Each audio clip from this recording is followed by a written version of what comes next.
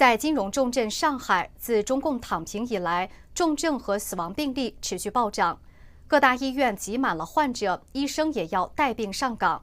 殡仪馆外更是大排长龙，场景酷似3年前的武汉。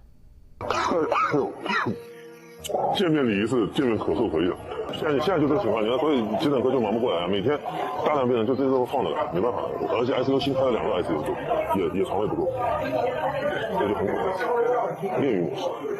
连日来，上海各大医院不断涌入重症感染者，200名计程车司机支援120，救护车也片刻不停。不停的救护车来回穿梭的医务人员，病床已经摆到大厅门口了。晚上的7点钟，狭长的通道已经排满了看医生的人。有患者说，看医生需要排队6、7个小时。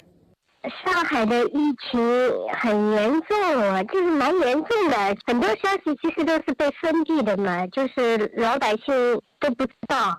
从早上9点钟就到医院排队，排到下午3、4点钟吊盐水才刚吊上。医院里面全是尸体，好多人都死掉了。上海各殡仪馆也是大排长龙，尸体堆积，场景酷似3年前的武汉。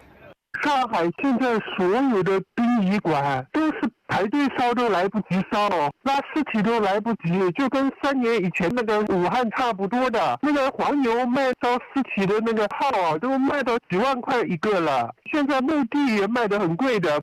就是什么院士啊、大学教授啊，还有高官啊，他们都死了这么多，那普通的老百姓吗？这些底层老百姓死的人其实更是不计其数了，这个跟3年以前的那个武汉是一模一样的呀。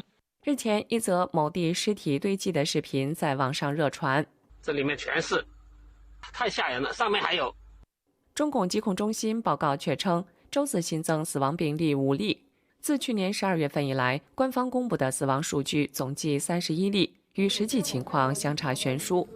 网友说，我们医院昨天都不止5例，刚刚在火葬场排队100个保底，天天编这些谎话有意思吗？新唐人电视台记者夏敦侯、张丹霞、刘芳采访报道。